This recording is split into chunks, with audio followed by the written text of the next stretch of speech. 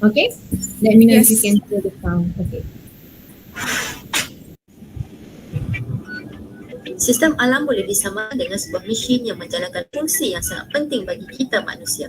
Hutan dapat menyejukkan bumi, membersihkan udara yang kita sedut dan menghasilkan awan hujan. Sistem ini sangat penting kepada kita dan haiwan yang hidup di bumi ini. Baik, kita setuju kan dengan perkara ini? Okey, haiwan-haiwan yang tinggal di bumi ini bukan dengan sengaja dan tidak mempunyai matlamat. Mari kita ambil gajah sebagai contoh. Gajah adalah haiwan yang terbesar di Afrika dan Asia. Oleh itu, gajah memainkan peranan yang unik dan tidak ada haiwan lain yang dapat menjalankan peranan gajah di dalam sistem alam ini. Baik, sekarang mari kita lihat gajah Asia dengan lebih mendalam. Pertama sekali, gajah menggali tanah untuk mendapatkan galian yang mengandungi air. Ini dapat membantu haiwan-haiwan kecil untuk mendapatkan sumber yang sama sekaligus membentuk habitat mikro untuk haiwan yang kecil seperti katak yang menggunakan kawasan ini untuk bertelur. Percaya atau tidak, satu tapak kaki gajah akhirnya akan bertukar menjadi dunia kecil yang penuh dengan kehidupan. Dan tentu sekali gajah makan dengan sangat banyak. Gajah boleh makan apa saja, termasuk tumbuhan yang berduri. Gajah boleh menarik kulit kayu yang akan menyebabkan pokok mati. Bunyinya seperti gajah hanya mendatangkan kerosakan. Namun, pokok yang mati menjadi rumah yang baik untuk burung-burung. Kerana burung suka membawa sarang di dalam batang pokok. Kerana saiz dan kekuatan gajah dapat memecahkan buah-buah yang keras, haiwan-haiwan lain dapat makan jika buah-buahan ini jatuh ke tanah. Buah-buahan ini pula akhirnya dapat tumbuh semula kerana gajah adalah penyebar biji benih yang baik. Jadi kesimpulannya, tanpa gajah, hutan-hutan kita akan berbeza. Masa depan habitat sangat bergantung kepada kehadiran gajah dan sebaliknya. Jadi untuk kita fikirkan bersama, siapa kita nak menentukan apa dan siapa yang sepatutnya hidup dan tidak di dalam alam kita. Kalau kita musnahkan gajah, kita akan kehilangan pelbagai haiwan yang lain. Sudah tentu kalau kita membandingkan sistem alam semula jadi dengan sistem alam yang telah diubah untuk pembangunan sama ada untuk tujuan pertanian ataupun dijadikan kawasan bandar, maka kita akan kehilangan pelbagai sumbangan alam. Maksud saya, kita bergantung dengan sistem alam yang sama untuk mendapatkan udara bersih yang kita sedut dan air hujan yang menjadi sumber minuman kita. Dapatkah anda fikirkan sebab-sebab lain kenapa gajah sangat penting untuk sistem alam semula jadi? Okay. Interesting video, Doctor. Thank you very much. So it was produced by a friend of mine. So she tried to get all the her friends from different countries to translate into their own bahasa, their own language. So I did it for bahasa, and then a couple of friends did it in bahasa Indonesia and in Sinhalese. So it's a very nice efforts by my colleague here.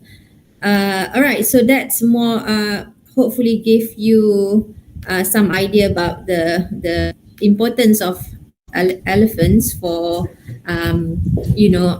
forests and to regrow again the habitat for other animals, right? So that's why elephants also known as the flagship species, because if you use elephants, if you can keep or save habitats for elephants, meaning that a lot of other species will also benefits from that. So let's see a little bit more about the Bornean elephants, because even some Sabahan also didn't realize that we have our own elephants. So for many of people, they thought that elephants is just elephants, right? So it's not the same. Basically, if we lose our elephants, meaning that we cannot bring elephants in Thailand and then grow them here. It will not be the same as our Bornean elephants. And it's we have about 1,500 elephants in Borneo. You don't find elephants in Sarawak, Brunei. Most of them live in Sabah and venture a little bit into North Kalimantan, but that's not a lot. Around like 100 to 150 elephants. But most of the elephants, Bornean elephants, are living in Sabah. So the Sabahan people, we should it's our responsibility and we should be proud. And Malaysia have two subspecies of elephants, one that live in Peninsular Malaysia and one that live in Sabah. So that is extra special for us. So in Sabah, elephants can be found in 3 different populations. One that live in Kinabatangan, in Tabin, also in the Central Sabah. So in Central Sabah is the biggest one. We have about 1,000 elephants. In Kinabatangan we have about 250, and in Tabin is about 300 elephants. It's really hard to determine the real number because it's not like you go and count 1, 2, 3, 4, 5 elephants, right? They're living in a very dense forest, so it's very dangerous to go and follow them. It's very hard logistically. So there is a way to count the elephants, and that's what we are trying to do now in Batangan.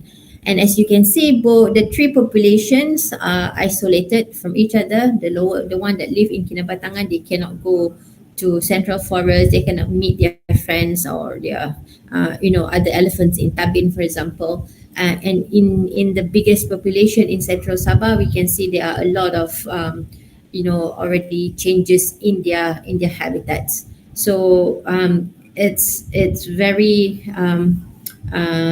quite unfortunate because whatever is suitable for us to do development and to do agriculture, it's also suitable for the elephants to live. Elephant really like lowland, so they try to avoid swampy area. They try to avoid highly like terrain, rugged habitat. So that's why Kinabatangan is very, very suitable habitats for the elephants. All right, so let's go to Kinabatangan because this is where I'm working. I at in Sukau actually, at Wawas. Nana kampung di kampung Nana. So Kinabatangan is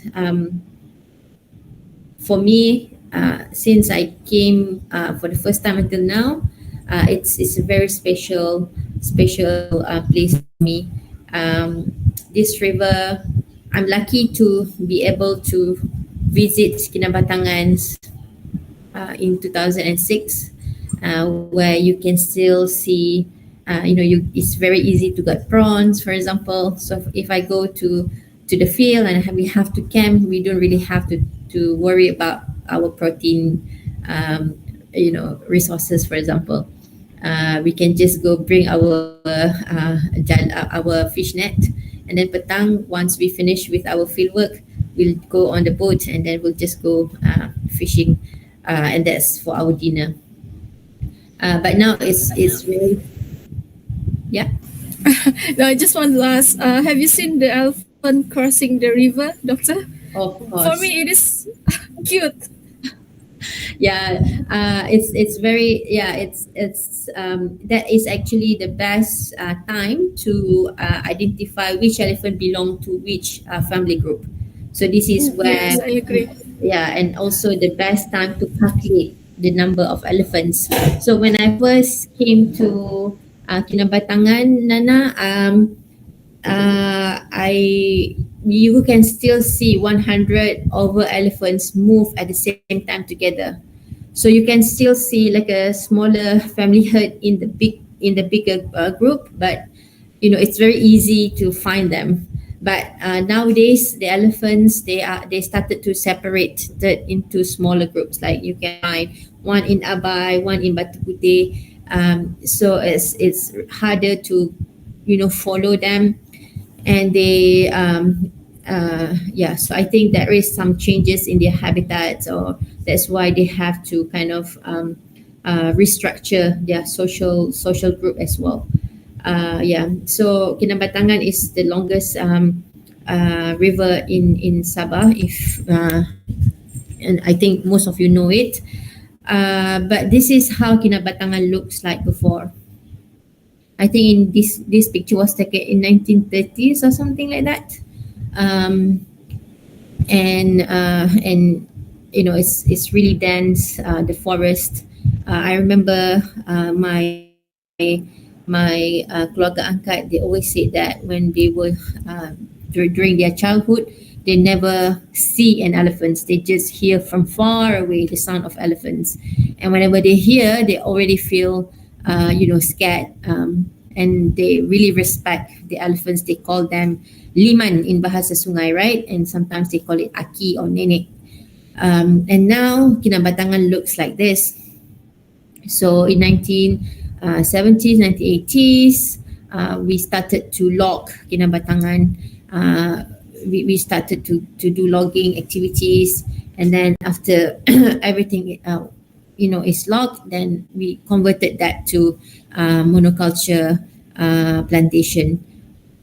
So right now you can see that the forests are actually in block, right? And then you can see sometimes from one block to another block there is plantation in the middle. So it's really hard for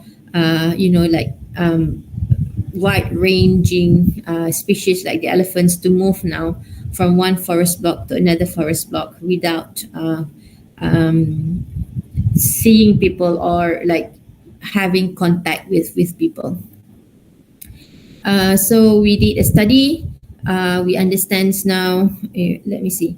Okay, we try to understand how Kinabatangan looks like from the experience of our field team who works with elephant more than 10 years, and we realized that Kinabatangan, although on the paper it's very nice, it's about 400 kilometers square protected.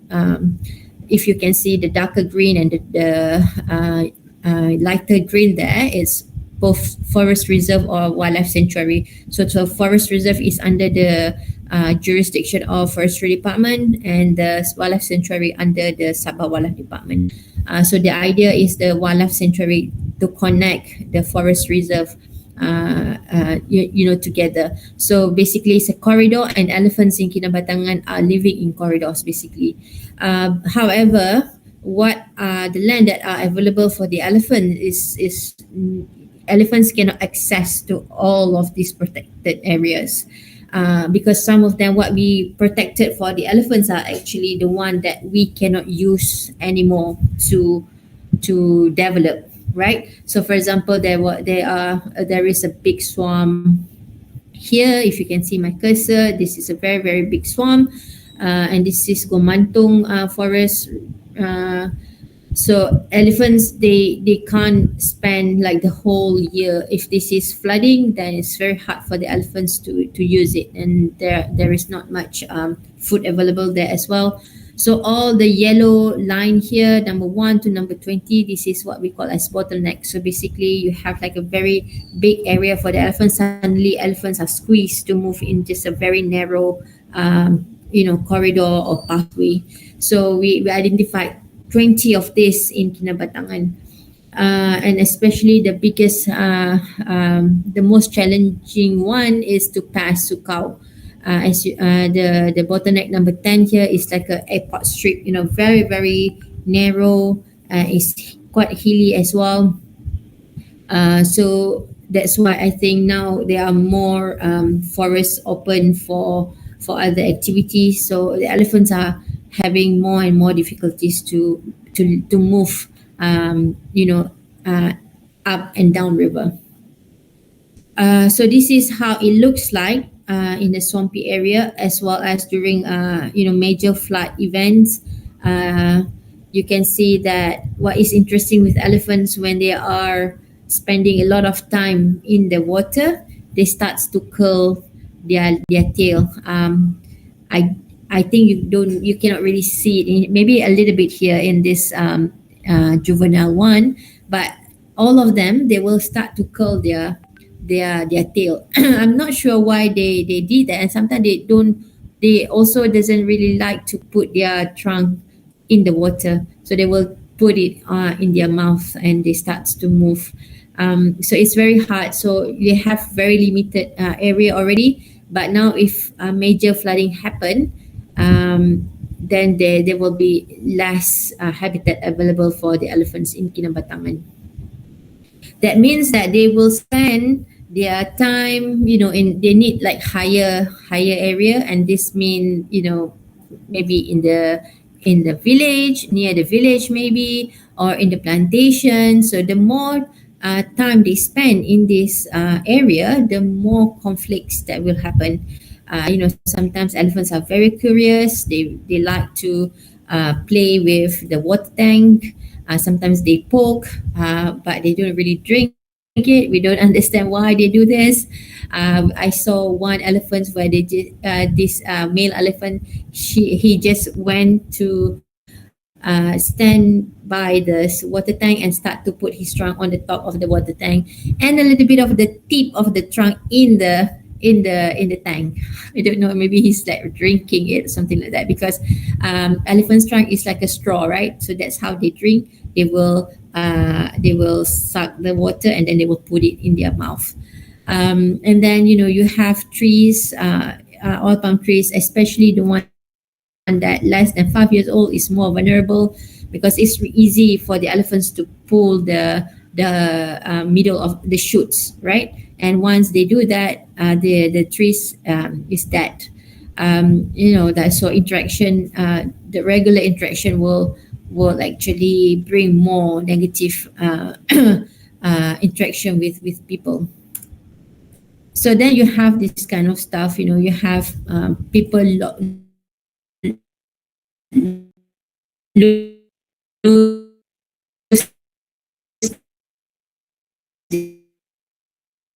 their crop.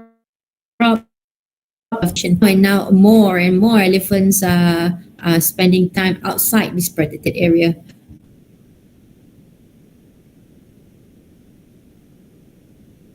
After 25 years, the oil palm companies, the oil palm plantation, they will start to replant. Then, I think not economically, not financially good to keep, right? Because it's very tall already. It's very hard to harvest the oil fruit, the oil palm fruit. So they have to push it, and then they start to chip the felling, and this is where the elephants will come and eat. So it's like a food festival for them. We saw that now the person who's operating the heavy machine there, the Hitachi, they know already. The elephants know already, once this machine started, they will come. It's like a recess time, It's like a bell ringing, like come, it's feeding time. Calling for the elephant to eat. Exactly. Yes, I can see the food is many. Yeah. I have a question, doctor. Yeah. Can I? Sure. How much, seeing them eat, how much an average do they need to eat to survive? Well, elephants, they are generalist, so they're not really picky about what they eat. So basically, elephants can eat up to 200 kilos per day. Per elephants, yeah. So they eat quite a lot. So for male, for example, they don't really care about the quality of the food. They are more towards quantity, because elephants, they need to really build their body, because this is how then they will start to have what we call a condition where we call mast, ataupun dalam bahasa Melayu kita panggil naik minyak. So when they have this regularly, then they tend to get more opportunity to mate with the female. So that's why you always see the male elephants in the risky area, like in the plantation, to be compared to the females. Females, they are more into like safety for their family members. So coming back to this, so it's like a festive food festival for them. So we found out that elephants are spending more and more time in this plantation. So we're not sure yet, if this in the long term will be good for the elephants. But in this case, we already see some sort of coexistence. Like the person who operates this heavy machine, he already knows that when he start to chip the trees, he will make sure that all the shoots he will put it on the top of the bun. So they will try to make it like a bun, right? So they will put this shoots on the top, so that the elephants won't go and starts to dig inside, and then make a mess. So and then the operator also, he doesn't really scared, and the elephants doesn't really disturb him. So both parties are doing their jobs, right? But we still need to understand in the long term how this will affect the elephants. All right. So, and we forgot that elephants have characteristics. So this is the main characteristic. Develop the landscape, the area. We need to take into consideration these four things if we want to try to coexist with elephants. So we obviously elephants are big, so they need to eat. So we need to make sure that there is not plenty. Like we don't want them to. We want to keep. The resources available. Sometimes what we are thinking right now, we are trying to think about, okay, let's open this forest and then we'll plant some grasses, a patch of grasses somewhere. And we thought that this will then attract the elephants. The elephant will not go into the plantation. So there is a lot of debate to do this.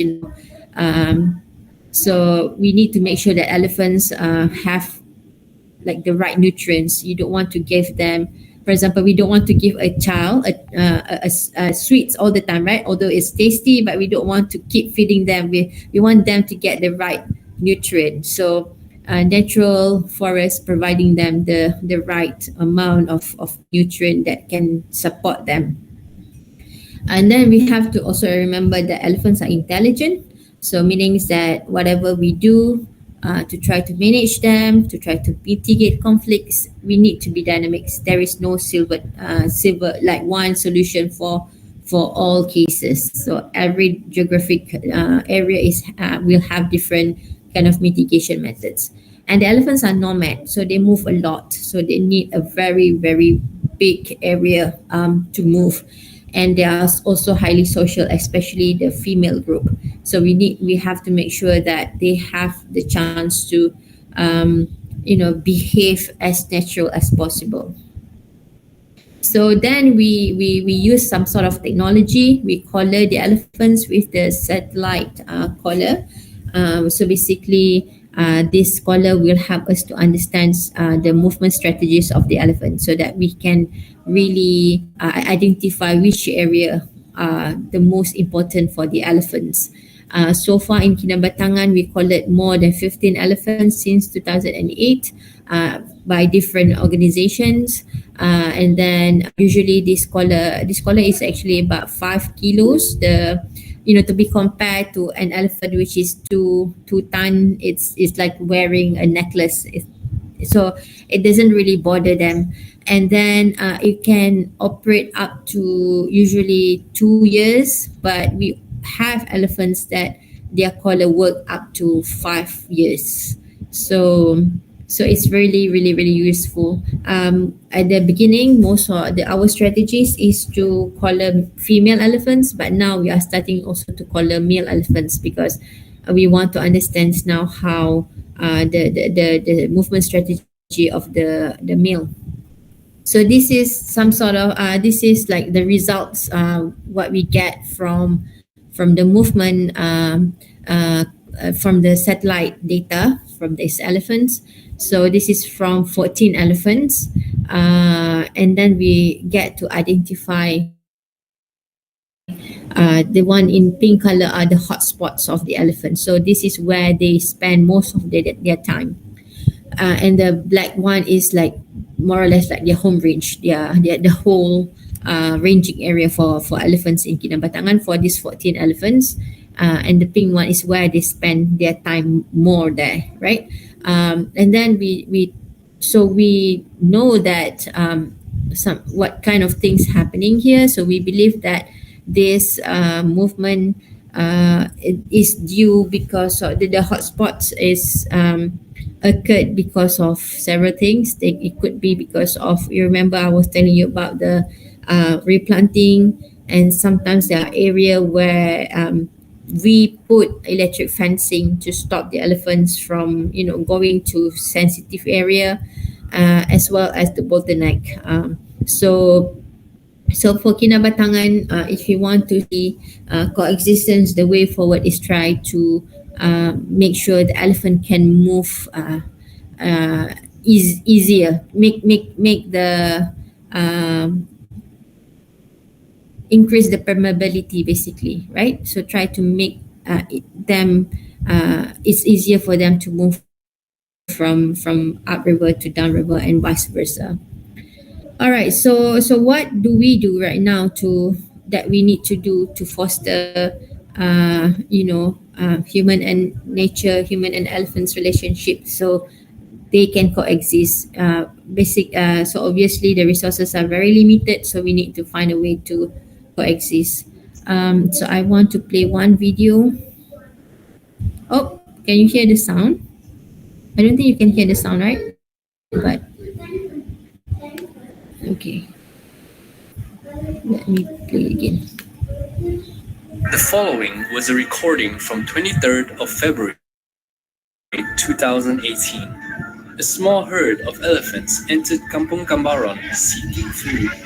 The villagers made loud noises by shouting and firing noise cannons to deter the elephants, which in turn caused a stressful situation.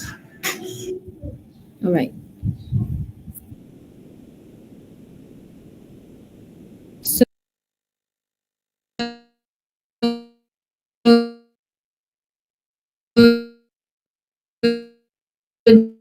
we'll react our family, we need to protect our properties, we need to protect our crops. So this is what we do. We try to push the elephants away from this sensitive area, but because we don't really understand the key words that I shared with you just now, the BINS, BINS.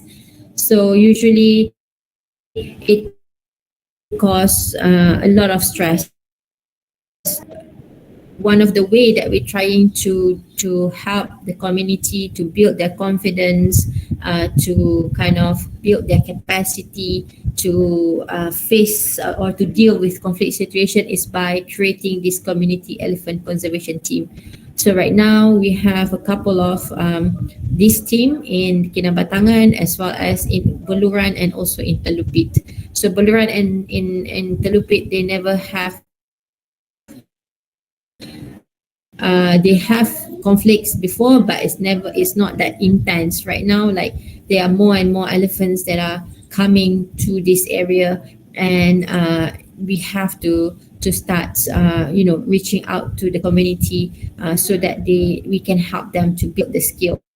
So they are less scared, and then hopefully then they will be able to accept coexistence. Another way to try to improve elephants' movement outside the protected areas is by trying to do this wildlife corridor in the monoculture plantation. So we are working with this plantation, Melangking Otan plantation, where they try to set aside a certain numbers of land and try to make it as a pathway, rite of passage for elephants and other wildlife as well, not only elephants, because right now orang-utan also spend quite a significant time in the oil palm plantation. So basically we are not asking the oil palm to give up this land. They can still harvest. It's just that there should be some sort of SOP, some sort of criteria, like when the elephants are there, what you should do so that the elephants can move easily, and at the same time the safety of the workers is safe for the workers to work as well. So we're not asking the industry to give up their land. It's just that we need to plan together, to work together to plan where's the best area to build this pathway for elephants and other wildlife as well. And another thing is that most of the time when the local community are facing conflicts with elephants, they usually don't get any financial assistance. So we need to start develop that as well. If we are waiting for NGOs or for the government to compensate the small the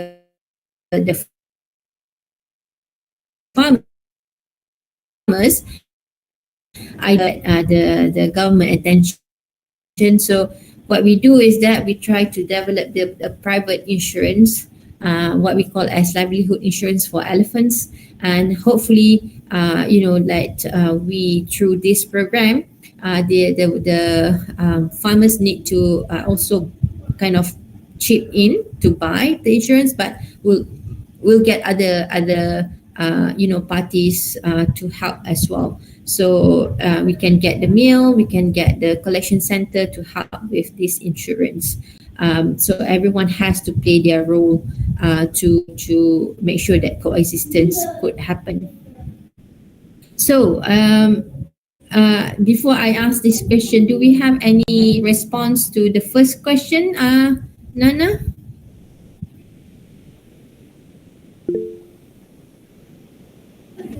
So far, no, Doctor. Oh, no worries. So I just want to ask everyone who's watching this, that ask yourself what I could do to help. Okay, so the government is doing their role. Like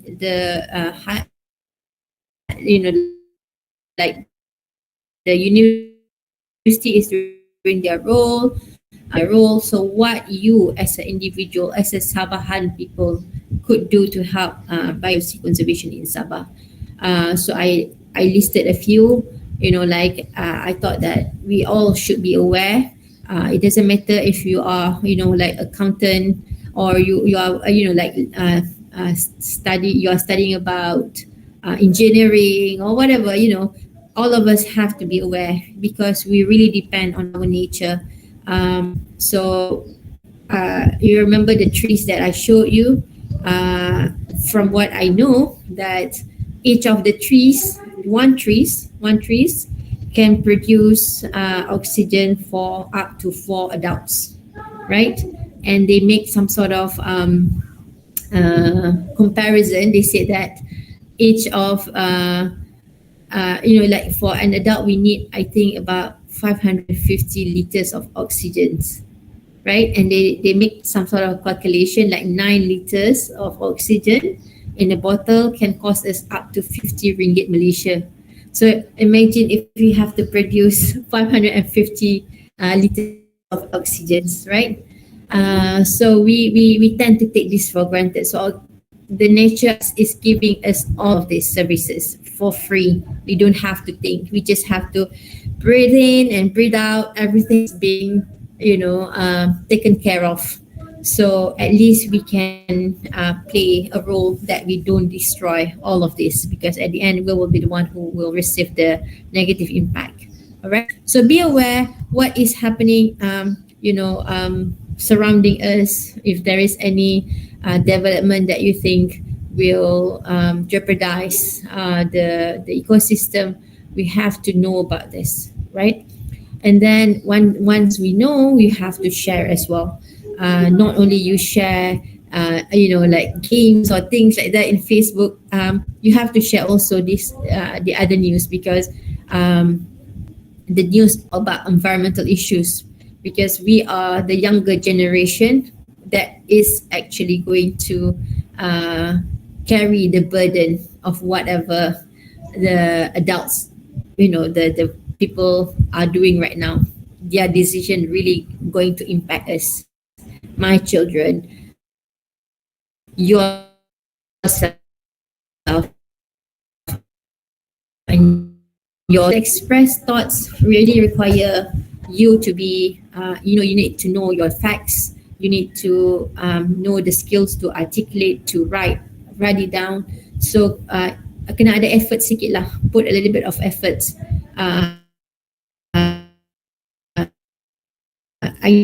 Kalau if we don't do it, then I don't know who else, because I think people who's watching this, you have some sort of passion to help the environment, so do it. And then build your skills, and share your ideas. We have to work together, we have to collaborate. It's not only scientists, it's not only Sabah Wala Department or Sabah Forestry Department.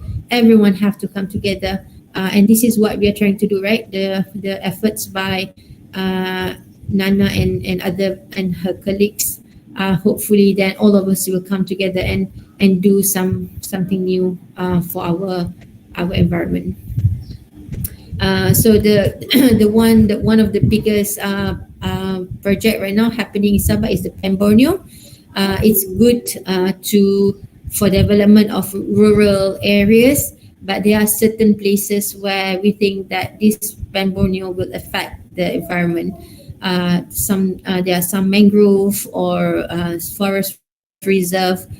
So this is what we are trying to understand. Try to understand what the biodiversity and in this area where they want to do the Pen Borneo, and try to convince the government to find other alternative. For example, like try to realign the road to avoid sensitive area for wildlife, and because if we starts to disturb the environment, the one that will get the bad impact is people, right? Okay, so that's all from me this morning. So I think, Nana, I'll give it to you. Okay, many thanks to many thanks to Dr. NURZHAFARINA. It was an interesting and wonderful topic that were presented about elephant nature and its importance to humankind, and was very effectively portrayed. So we allow our guest speaker to answer some questions throughout the presentation today. So we can see from Khairul Nizam, he said that we can help by trying to spread awareness to our local community, mainly by helping them to change their perspective towards elephant. For example, previously they will portray elephant as a threat and extremely dangerous. So we can help them to see as of why does the elephant do certain things invade the human areas. Do you agree with him, Doctor? Sure. The thing is that we cannot force, when we want to do conservation, we cannot force people to do that. That's the problem. Yes. At the beginning. When we do conservation at the beginning, we force everyone. We force the indigenous people from the forest reserve because we want to protect the forest. So we never know that the way the indigenous people, for example, doing or managing the forest using their their knowledge is much better than what we are currently doing. So for me, whenever I try to do conservation, I try to put myself in shoes of the local communities. Imagine elephants are coming behind, or sometimes the elephant can go under your house, They lay down under your house, so you are in your house feeling that, oh my gosh, like what will happen if something happens, things like that. So they're scared. So what we could do is try to find a way how to make sure the elephants will not go too close to the sensitive area like this, and try to make it easier for the elephants to actually they come because I tried to do bananas and things like that. So we try to kind of convince the local community that, if you want to plant bananas, can you plant like far away a bit from your house, for example, like that. But you cannot force people, and you just try to give them build the trust so that they hopefully change their mind. Yes, I agree with you, Doctor. So I was wondering, and some of our participant also wondering, how can we join the community elephant conservation team? Hey, you want to join? Of course you can, especially if you are locals. There are a lot of opportunities. So usually what happened is the team, they started as a volunteer, right? As a volunteer, but then from time to time they try to secure funding to pay for the allowance and things like that. And then they do it out of their passion. They really want to save the elephants. They approach us, and then we try to find funding to help running the team. Like I said, I'm also running an NGO. You can check out our Facebook, Seratu Atai, and then you'll find more information there if there is like opening and things like this. But if you want to join just for to have like COVID right now is harder to do that. But Yes. hopefully when COVID uh, is a bit, then we can do more activities. Yeah. All right. So next question. We know that hunting have a long term. Oh wait.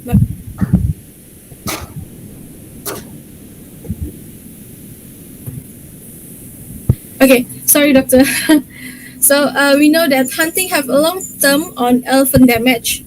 My question is, how does hunting influence elephant behavior around people?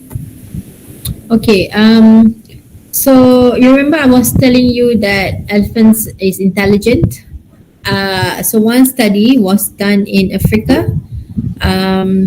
They try to. They have in Africa you have more tribes, right? Different tribes.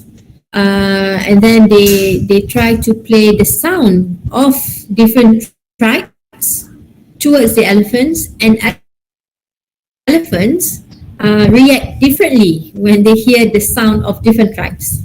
So there is this one tribe where they use the apa lembing in English. They use lembing lah untuk halau gajah tu kan. And then sometimes there was one picture as well. You can see the lembing just in the middle of this elephant's tau.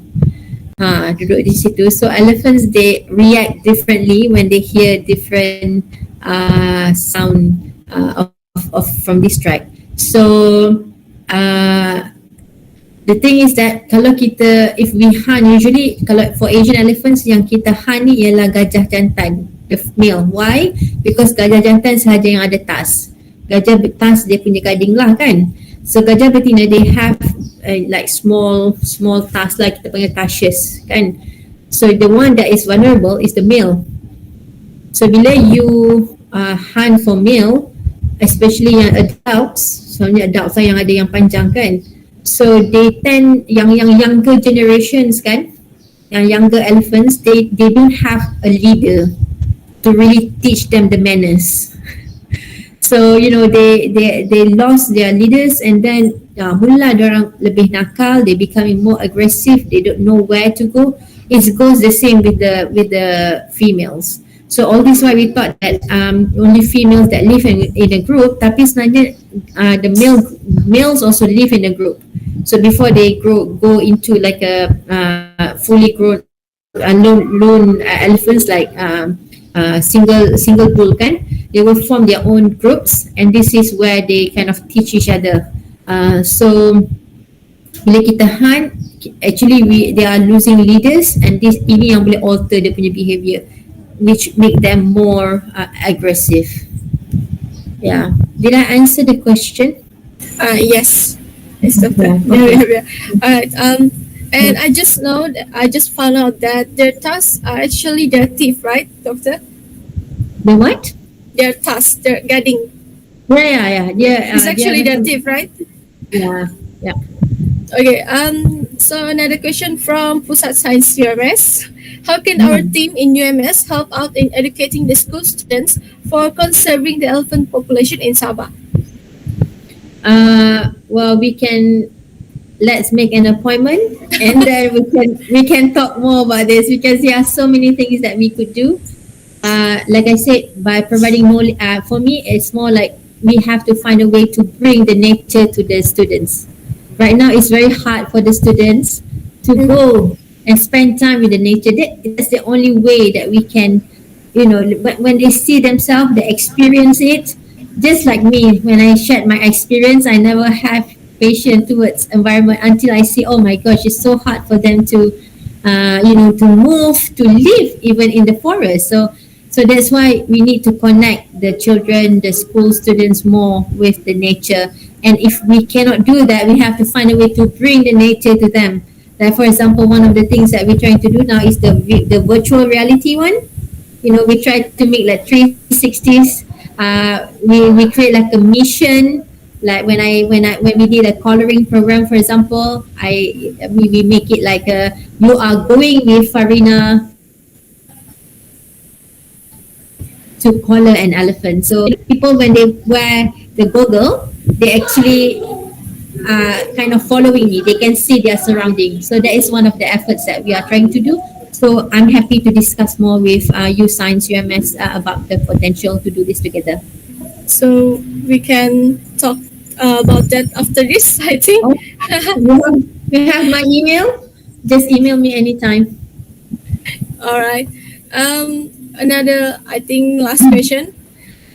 You said that if the male elephant going for the lone, I mean macam kalau the male elephant terpisah dari dia punya kumpulan, right? How do the elephant communicate with other elephant? Okay. You mean for male? Yes. Okay. For elephants in general. In general. Okay. So elephants, they are they communicating in different ways. So obviously they are using vocalization. So you have the rumbling, you have the trumpeting, but sometimes they're also using infrasound that we cannot hear, right? And they also use the vibration on, because elephants actually, they have like a soft, they have their like a soft pad, macam tapak kaki gajah tu kan, dia ada macam tissue, dia ada macam lemak tau. So they can sense the vibration as well. And then obviously they will use the sensory, because elephant, the most important for them is their sensory. So they will go and touch, smell the dung and things like this. Memang tak pernah nampak lah gajah so far sesat, kecuali anak gajah yang macam mak dia mati. We have a couple of not a couple, quite many cases where we bring them to the rehab. I mean, wildlife department will bring them to the rehab center, try to help them to survive, because without mom's milk, the baby elephant usually they cannot survive. So for elephants, it's not a big problem for them to kind of reunite, unless we make it harder for them to do that.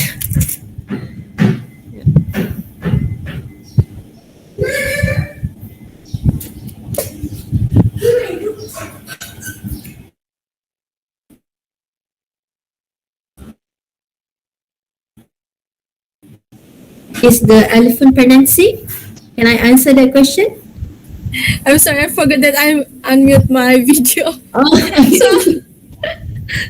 So the I thought that question, you are freeze. so the question is about how long is the elephant pregnancy, and also the last question is from Khairul Nizam. Previously, doctor mentioned about life. What is the current status, and is it already applied in Malaysia? Okay. So elephant's pregnancy is about 22 months, 22 bulan.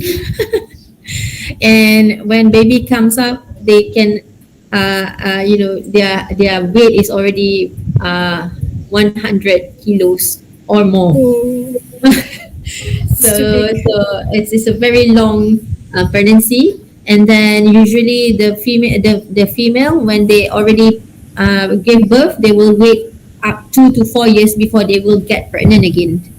And this can be longer if the baby is a male elephant, because the mom will invest more time to make sure that the baby survive, because they are the one who will bring the genetics. I think that's the hypothesis lah. So they found out that if the female gave birth to a male baby, then it will take longer to get pregnant again.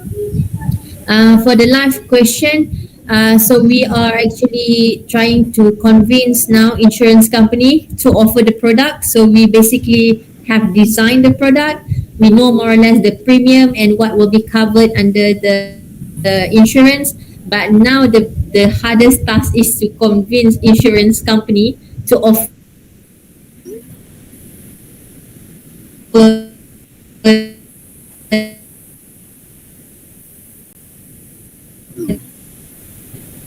the data is not that big, so it's quite risky. So we have to think about how we can help to covered part of the risk, and then the insurance company covered part of the risk. So there is already in the pipeline. We are right now trying to connect with Alliance Insurance, which based in Germany, and hopefully then the one that based in Malaysia will be convinced to also offer this insurance. So wish us luck, keep praying, and hopefully then this project will be a success one. I mean, yeah, a success program. Alright, next, okay, ada like question soalan lain. Keep coming. From Justin Long, will the elephants suffer from health complication like humans do, like flu, fever, cold, stomach ache, and indigestion? Can they suffer? Right. Well, I think I'm not sure about flu, but there is one one disease called EEHV. It's one of the herpes virus, which is much more.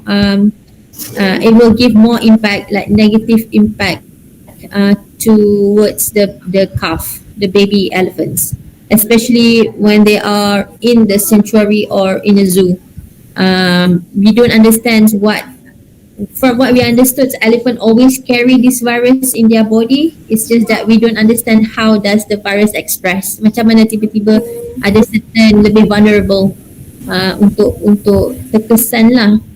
So usually what happen to this baby, they will start to have ulcer, and then tapi kalau dah ada ulcer tu memang payah dah lah, kita nak bantu.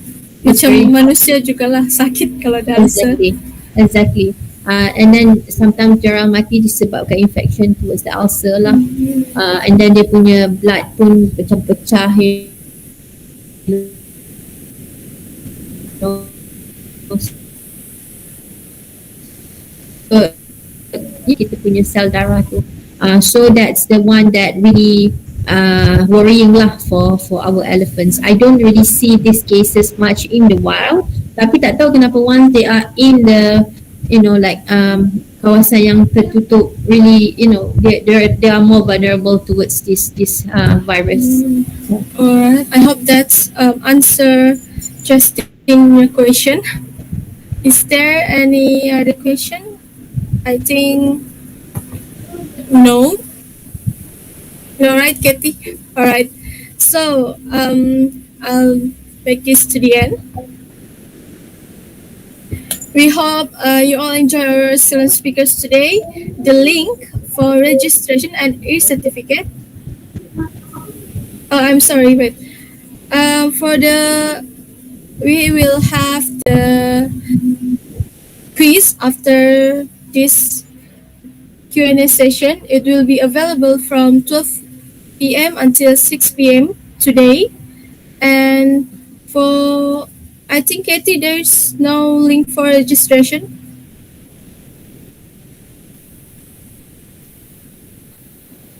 Alright.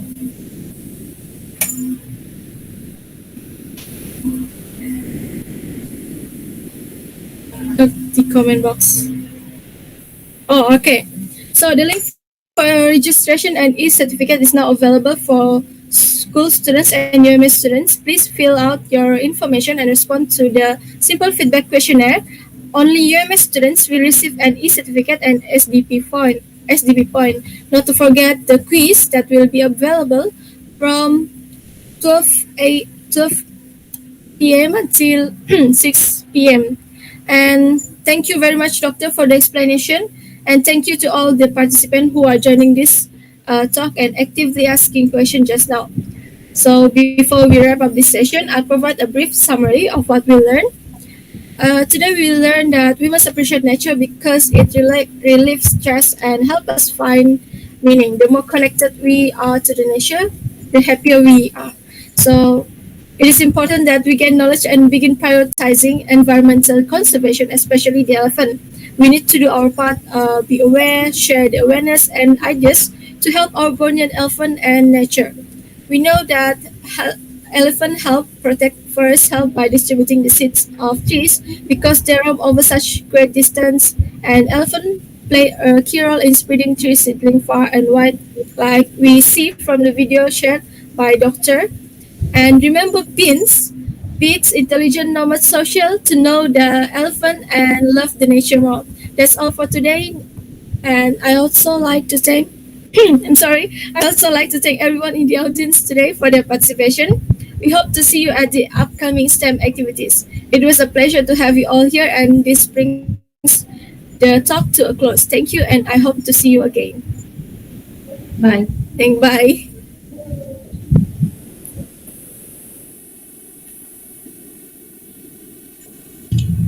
Alright. Ya, Habis? ya, Sudah off live lah kan? sudah. Alright, thank you, Kathy. Alright, thank you, Nana. Thank you, Puan Didi. Thank you, Bang Didi.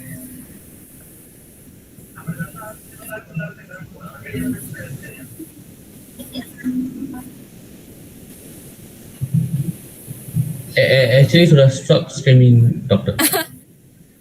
Ya. Alright, Alright, thank you. thank you.